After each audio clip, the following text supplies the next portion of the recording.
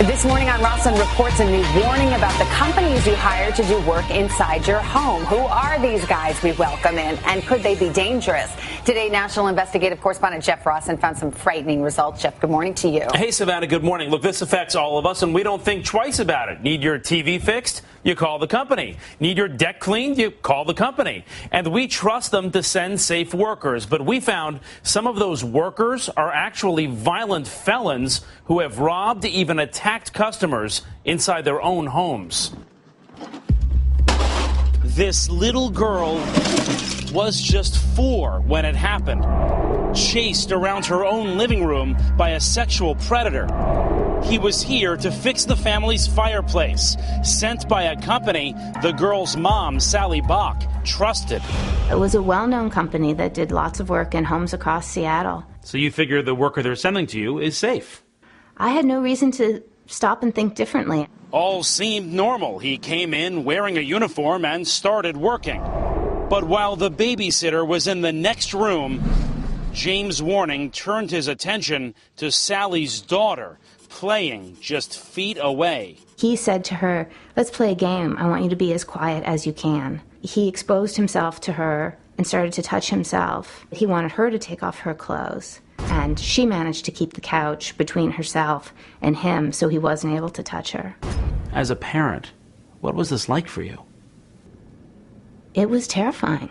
It's a feeling of total loss of control.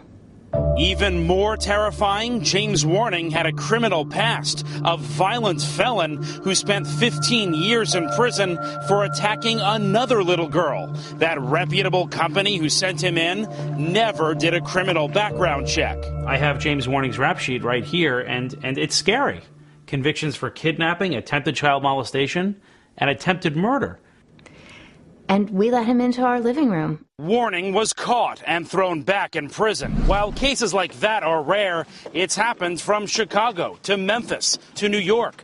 All convicted criminals sent to work inside people's homes.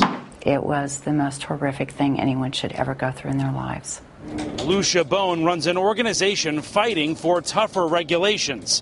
And it's personal. Her sister, Sue, was murdered by a Florida contractor sent to work in her home in 2001. Turns out he was a twice-convicted sex offender on parole. Like so many consumers, she assumed that the company that she hired would be sending safe workers into her home. How many of these companies are doing criminal background checks? We don't know. Not enough.